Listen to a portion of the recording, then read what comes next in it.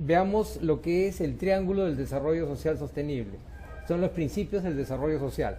Como es un triángulo, abarca tres segmentos que son importantes: los ciudadanos a través del empoderamiento, las instituciones estatales a través de la gobernabilidad y la sociedad civil y el sector privado a través del desarrollo social y económico.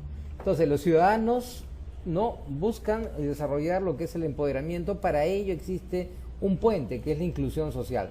El tema de la inclusión social ha tenido mucho debate hoy en día y significa la incorporación de segmentos ciudadanos al proceso político, social y económico, en la cual todos se puedan beneficiar de ese crecimiento que ya estadísticamente es medible y que ha colocado al Perú dentro de una posición expectante en la región de América Latina. Entonces, la inclusión social implica eso, ¿no? Que los ciudadanos se puedan adecuar e incorporar activamente en todo el proceso económico y obtener los beneficios que le correspondan justamente por este segmento. La rendición de cuentas es para las instituciones estatales. ¿Qué pedimos de la institución estatal? La gobernabilidad, que es el aporte del Ejecutivo a todo el sistema político, social y económico, ¿no? Para que pueda lograr los objetivos que se ha trazado un gobierno y sobre todo también para que pueda implementar las políticas públicas. Para ello le pedimos gobernabilidad y para eso se requiere la rendición de cuentas. El gran enemigo de la gobernabilidad es la corrupción, ¿no? Ya hemos visto que la corrupción de algún modo no solo es un delito, sino es una forma que tienen algunas personas, algunos individuos para poder enriquecerse ilícitamente. Bien, la rendición de cuentas implica lo que el Estado entrega a la ciudadanía y cómo se supervisa eso a través de un informe periódico de acuerdo a las actividades que realiza. Y la sociedad civil y el sector privado, que buscan la cohesión. La sociedad civil y el sector privado implican que debe haber un desarrollo social y económico a través de lo que son los proyectos, ¿no?, empresariales de carácter social, de carácter privado y también lo que es el emprendimiento, ¿no? Por ese motivo, todo ello implica la pirámide del desarrollo social sostenible, que es un elemento importante. Veamos ahora las reformas estructurales de las políticas sociales y de género. Para ello vamos a tener tres niveles de medición: el nivel micro, que es la comunidad; el nivel meso, que es el gobierno e instituciones locales; y el nivel macro, que es el gobierno nacional, lo que normalmente se le llama el gobierno central. Estos tres niveles son medibles en base al fortalecimiento de los ciudadanos y a las reformas institucionales. Logrado eso, se busca el empoderamiento ciudadano. Bien, veamos entonces a nivel micro, en primer lugar, lo que es el fortalecimiento de ciudadanos. Aquí encontramos un empoderamiento comunitario y planificación estratégica y empresas para el empoderamiento. El nivel micro, la comunidad, implica el apego que tiene el ciudadano, ¿no?, el vecino, ¿no?, la persona común y corriente, a la realidad que está viviendo, la realidad social, económica, política. Por eso existe un empoderamiento comunitario que permite que el ciudadano pueda incorporarse a todos los niveles de actuación social. A su vez, las empresas también, ¿no?, realizan esta figura para que los ciudadanos de la localidad se puedan adecuar, se puedan incorporar activamente al trabajo de esas empresas. No hay reformas institucionales. A nivel meso, que abarca el gobierno y las instituciones, encontramos ya diferentes elementos, ¿no? En primer lugar, como es un nivel intermedio entre el individuo y el gobierno, se forman colectivos sociales, se forman grupos y por ello viene lo que es la formación de coaliciones, voz y comunicación. Estos grupos tienen intereses, estos grupos tienen plataformas, programas que los incorporan al nivel donde están actuando y obviamente también al formarse estas coaliciones buscan realizar sus proyectos y alcanzar sus objetivos. También hay principios y estrategias de desarrollo impulsado por la comunidad. Estos principios y estrategias también implican una participación activa de los ciudadanos. En las reformas institucionales tenemos los principios de acción cívica, la participación cívica en los gobiernos locales, el presupuesto participativo y lo que es los mecanismos de auditoría social. La llamada participación cívica es lo que podríamos llamar la labor que tienen los ciudadanos a través de los canales establecidos por el gobierno en las instituciones locales, ¿no? Es la manera como los vecinos participan en los gobiernos locales. Por eso la palabra cívica implica un compromiso ciudadano, implica necesariamente una participación activa de los ciudadanos. Para ello, obviamente, hay un gasto y se requiere un presupuesto participativo. Todo gobierno local, todo gobierno distrital, toda localidad, toda municipalidad debe tener un presupuesto para la participación vecinal. Es un presupuesto participativo. No olvidar que la democracia da mecanismos de participación hacia todos los ciudadanos que se pueden ejercer a nivel local como también a nivel de gobierno central. Y finalmente, mecanismos de auditoría social. No, la palabra auditoría social implica un control, implica una supervisión de toda actividad social que realice el gobierno, las instituciones locales en el nivel MES. Esos mecanismos de auditoría social no abarcan un montón de actividades en cuanto al control y verificación de que los proyectos se realicen de acuerdo a lo planificado y que cualquier ayuda no llegue exactamente a los necesitados. A nivel macro, ya a nivel de gobierno central o gobierno nacional, tenemos también principios de acción cívica, igual, y principios y estratégicas del desarrollo impulsado por la comunidad. Como es a nivel de gobierno central, entonces su nivel macro es grande y su labor también. Se implementan políticas no públicas y hay principios pues que claramente vinculan al ciudadano, pero esta vez ya a nivel no de gobierno central. Ya no es una participación vecinal, ahora es una participación política. No, las reformas institucionales, hay participación cívica en los gobiernos nacionales, hay un marco de descentralización, hay diagnósticos de corrupción, hay participación ciudadana en materia legislativa y hay un diálogo nacional. Estas reformas implican nuevos conductos y canales de participación. Hay una descentralización, que es la transferencia ¿no? de competencias y funciones a los gobiernos regionales. Hay un diagnóstico de corrupción que implica también un control permanente ciudadano cuando cualquier funcionario descompone su conducta, se aleja de los valores y exige ¿no? algún tipo de prebenda indebida, configurando el delito de corrupción. Hay participación ciudadana en materia legislativa a través de los mecanismos de participación ciudadana, ¿no? Lo que llamamos comúnmente la democracia directa, ¿no? Entonces, por ejemplo, el carácter de la revocatoria. La revocatoria es un derecho ciudadano y no tiene que verse como algo politizado. No puede desfigurarse porque simplemente hay gente que simpatiza con una autoridad y obviamente al simpatizar con ella ya tira por la borda cualquier mecanismo de participación ciudadana. Específicamente cuando se trata, por ejemplo, de revocar a un alcalde, sin decir nombres, es un derecho ciudadano.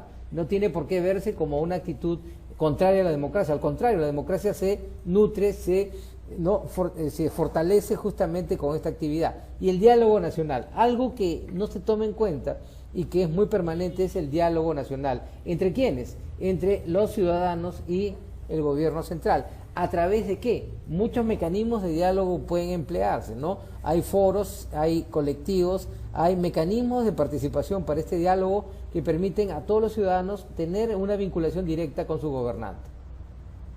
Veamos ahora el mapa del conflicto social en el Perú a nivel regional.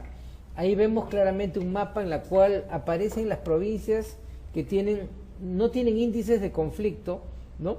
O tienen un índice de conflicto, podríamos llamarle, alto, elevado. Hay provincias sin conflictos o a niveles medios de conflicto, hay una intensidad de conflictos baja y hay una intensidad de conflicto alta. En otras palabras, la intensidad de los conflictos tiene indicadores. Hay altos indicadores, medios y bajos para medir el conflicto. Se ve claramente que hay provincias con alta incidencia de conflictos, ¿no? Y hay provincias también con menor incidencia de conflictos. En el mes de febrero han surgido 5 conflictos sociales.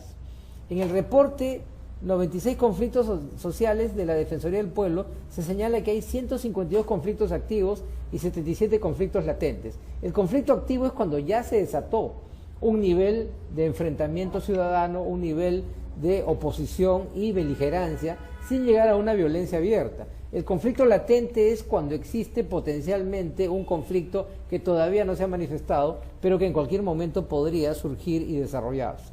La mayor cantidad de conflictos sociales se ubica en el departamento de Ancash, con 22 conflictos, Puno 21, le sigue el departamento de Cajamarca con 17 y Cusco con 16.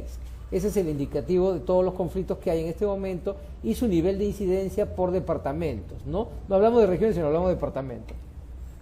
De los 152 conflictos activos, 84 casos son tratados mediante procesos de diálogo, que es importante el diálogo como un mecanismo para evitar un conflicto abierto y tratar de tender puentes de comunicación entre las partes involucradas para evitar justamente que el conflicto entre en una escalada y genere violencia. Asimismo, se registraron 117 acciones colectivas de protestas. La protesta es un derecho ciudadano que obviamente está regulado por la ley, requiere requisitos también, y la protesta puede ser un mecanismo, ¿no?, de expresión popular cuando existen situaciones de conflicto o niveles también, ¿no?, de problemática social. Son los datos tomados de la página web de la Defensoría del Pueblo, ¿no? Por ese motivo son datos que están ya a disposición de todos en fuente abierta para cualquier ciudadano. Veamos ahora los factores del conflicto actual en el Perú, ¿no?, como un primer indicador, las manifestaciones del conflicto en el Perú y finalmente la crisis del terremoto de Ica, que fue justamente en agosto del año 2007, pero que hasta ahora ha generado también situaciones de conflicto. Factores del conflicto actual en el Perú. Bien, los elementos remanentes de Sendero Luminoso que han desplegado recientemente ataques contra las fuerzas del ejército y de la policía. Bueno, es muy debatible hablar de remanentes, ¿no? Muchos dicen que Sendero Luminoso tiene una actividad, ¿no?, intensa en la zona del Braem. En esa zona está aliada al narcotráfico y obviamente tiene la capacidad logística para poder atacar a las fuerzas del orden. Entonces, por ese motivo, hablar de remanentes es un poco contradictorio cuando hay un sistema orgánico que permite la existencia material, ¿no?, y económica de este grupo terrorista, ¿no? Es un grupo terrorista, es un grupo de delincuentes que matan a los integrantes de las fuerzas del orden, y obviamente también es censurable esta acción en base a la legislación que ya existe. Además, el difícil proceso de transición democrática desde el final del régimen autoritario de Fujimori. Bueno, ya ha pasado varios gobiernos, ha habido un gobierno de transición, en el caso del señor Valentín Paniagua, luego hubo un gobierno del caso del señor Toledo, y luego el señor Alan García, y ahora estamos con el gobierno, ¿no?, de Ollanta Humala. Por ese motivo, ya la transición no se da como un proceso instantáneo, sino que hay una continuidad democrática. Hablar de transición en este momento sería que ya remitirnos solamente al periodo en que finaliza el régimen de Fujimori, que duró 10 años. De razón por la cual implicaría ya una continuidad democrática de varios regímenes que esperamos se mantenga por bien y salud de la democracia en el Perú. Y el mantenimiento del modelo de desarrollo que no logra integrar aún a los grandes grupos poblacionales. Este es uno de los problemas que son fundamentales.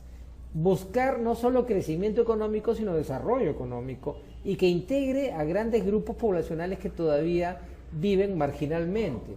Todavía hay pobreza en el Perú y estos grupos requieren de atención por parte del Estado y de posibilidades para que puedan desarrollar actividades económicas, ¿no? Un naciente proceso de centralización y la falta de capacidad de los gobiernos subnacionales para asumir sus responsabilidades y que la población brinde legitimidad a sus decisiones. Específicamente hablando de los gobiernos regionales. Muchos de ellos, a pesar de que forman parte del Estado peruano, pues son el ejecutivo, ¿no?, regional, podríamos llamarle así, tienen una actitud antagónica, ¿no?, tienen una actitud de conflicto frente al gobierno central. Caso concreto, el gobierno regional de Cajamarca, ¿no?, con los acontecimientos que todos conocen con respecto al proyecto minero Conga. Bien, veamos ahora las manifestaciones del conflicto en el Perú. Hay conflictos con respecto a la gobernabilidad democrática, incluyendo instituciones débiles, la falta de sistemas de rendición de cuentas y de transparencia, la falta de confianza de la población en las estructuras y mecanismos en todos los niveles, nacional, regional y local, y la falta de participación ciudadana. Cuando hablamos de conflictos con respecto a la gobernabilidad, estamos hablando de ciudadanos que se sienten excluidos de las instituciones democráticas, ciudadanos que no tienen canales de protesta, que no tienen voz, que no tienen ningún mecanismo de comunicación y obviamente ven al sistema democrático como un sistema distante. No participan directamente en él, no tienen cultura democrática ni capacidad tampoco para integrarse en colectivos sociales. Razón por la cual este primer agrupamiento de conflictos no cuestiona en sí la democracia, sino solamente los mecanismos que permiten la participación de los ciudadanos, ¿no? Entonces, por ese motivo se ve que la democracia no basta con vivir con ella, hay que practicarla, tener cultura democrática, saber ejercer derechos en democracia y conocer también todos los mecanismos que la democracia brinda para que los ciudadanos puedan expresar sus ideas. Aparte de ello, hay conflictos y tensiones en cuanto a la gobernabilidad local y el proceso de descentralización, marcados tanto por la aún incipiente descentralización como por las capacidades limitadas de los gobiernos regionales y locales. Bueno, el tema de la descentralización, como su nombre indica, es un proceso de menos a más, un proceso difícil, un proceso complejo que requiere de muchos factores para que se consolide. La ley no crea realidades, la ley regula realidades.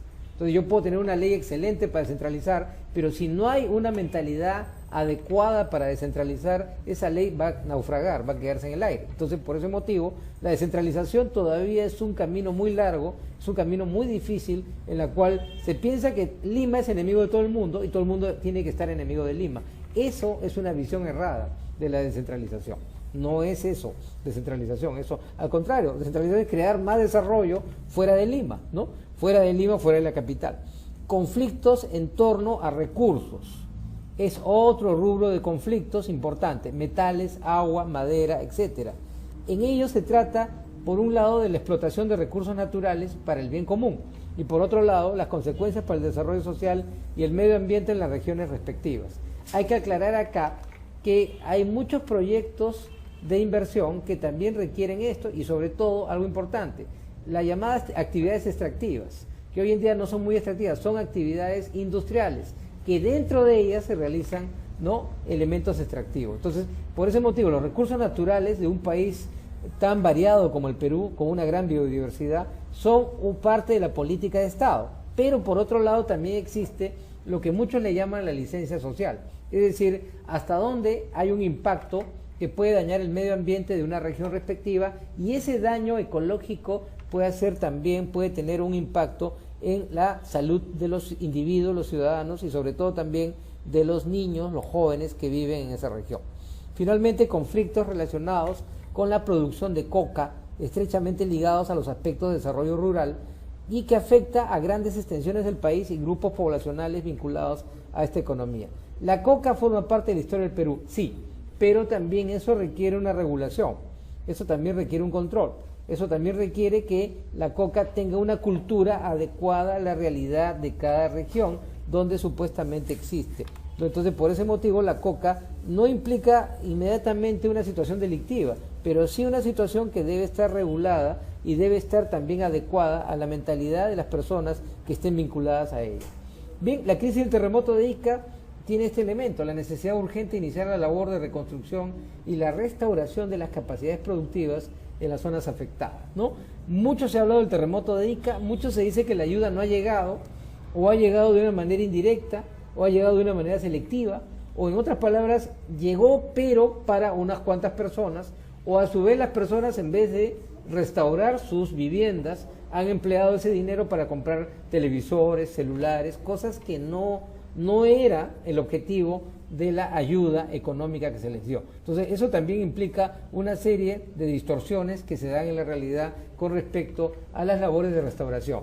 Finalmente, la necesidad de fortalecer mecanismos y capacidades para estar mejor preparados en todos los niveles de gobierno para futuras situaciones de desastres naturales. Estamos hablando de desastres naturales, no interviene la mano del hombre, pero también debemos reconocer que Perú está en una región sísmica, zona sísmica. Hemos tenido terremotos que han generado desgracias y tragedias.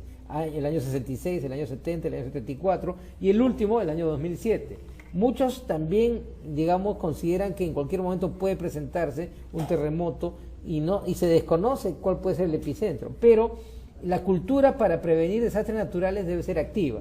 Debe ser para todos los niveles, sobre todo los escolares, los jóvenes, ¿no?, para evitar que puedan ser víctimas de una eventualidad natural como esta, ¿no? Veamos ahora la hipótesis sobre los conflictos en el Perú. Como es una hipótesis, es algo que puede ocurrir. Una hipótesis es lo que puede ocurrir, no que va a ocurrir, sino que puede ocurrir.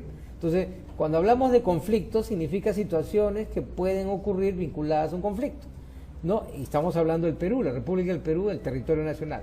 Bien, a modo interrogante, ¿existe continuidad entre la matriz de violencia política desarrollada a partir de la década de los 80 y los conflictos actuales entre autoridades y pueblos? Una pregunta interesante. Muchos consideran que en realidad la palabra violencia política no refleja una realidad, sino una valoración, ¿no? Lo que hubo para muchos fue terrorismo y represión estatal al terrorismo. Y en esa represión estatal al terrorismo también hubo situaciones de violación de derechos humanos. Entonces, muchos dicen que eso fue lo que hubo, no fue violencia política. Otros le llamaban a eso guerra interna. Justamente es un tema también que es materia de polémica, debate y análisis y los marcos jurídicos a veces dejan vacíos y lagunas donde hay ambigüedades para poder hablar con propiedad en este tema.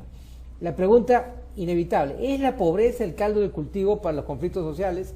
Muchos analistas dicen que no. En países pobres nunca ha habido ningún conflicto, ni violencia, ni terrorismo. Caso la India, por ejemplo, ¿no? En la época en la cual las dificultades eran muy grandes. Es más, muchos dicen que la violencia es producto de una ideología, y directamente hablando, el marxismo-leninismo, ¿no? O sea, así vivamos en el mejor de los reinos, esa ideología siempre generará violencia, porque para ellos la violencia es un camino para el poder. Entonces, decir que hay pobreza a causa y hay conflicto social efecto, habría que verlo con relatividad y sobre todo buscando datos empíricos que acrediten ese nexo causal, ¿no? Si no hay estadísticas que corroboran eso, eso simplemente queda como un enunciado, como una conjetura, no como una realidad. Otra hipótesis, la existencia y uso de mecanismos formales de participación ciudadana disminuye las posibilidades de conflicto social. Muy importante esta pregunta, ¿no? Si yo siento que participo ciudadanamente en mi realidad política y económica, ¿ya no habrá conflicto? Habría que ver, porque de repente yo participo para generar conflictos, ¿no? Como hay gente que no participa y nunca hay conflictos, y hay gente que sí participa y más bien esa participación ayuda para que no haya conflictos. Esto conduce a otra pregunta. ¿Aquel que no participa es un conflictivo? No. ¿Y aquel que quiere un conflicto tiene que participar para ello? No. En otras palabras, ver la política como un escenario de conflicto tampoco es lo adecuado. Ver la política como un juego democrático quizás, como un juego de ideas también, como un juego de propuestas también, ¿no? La palabra juego significa competencia, no necesariamente un aspecto lúdico. El retiro de los partidos políticos nacionales de las zonas más alejadas del centro del país y la presencia de políticos independientes como autoridades estatales aumentan los riesgos de algún estallido de violencia social a partir de conflictos locales. Una pregunta que ya casi tiene respuesta. Sí, parece que es así. Los partidos políticos han despoblado el país. No vemos los partidos en ningún lugar. No, muchos dicen no hay clientelismo para ellos. Solamente el clientelismo aparece cuando se acercan las elecciones, ¿no? Cuando falta un año, medio año para decir ya se cocinan las candidaturas, ¿no? Las alianzas de partidos, ahí recién vemos a los políticos en carne y hueso, a los partidos, pero después de las elecciones desaparecen y se convierten en locales donde solamente hay un letrero y a veces ni siquiera eso, ¿no? ¿Y qué pasa en esa época? ¿Quién interviene políticamente en zonas alejadas del país? Movimientos regionales, liderazgos caudillistas, ¿no? Que no tienen presencia en el Congreso, que no presentan lista parlamentaria, que no han recaudado firmas, ¿no? Por lo menos para lograr una presencia nacional. En otras palabras, la política nacional que estuvo centrada en los partidos no genera un liderazgo local en otros lugares. Muy por el contrario, esos liderazgos locales son antipartido o contrapartido. No requieren, o mejor dicho, ellos consideran que el partido es un sinónimo de corrupción, hablan de la partidocracia, que es un discurso que ya Velasco lo mencionó en la década del 60, Fujimori también lo mencionó en la década del 90, y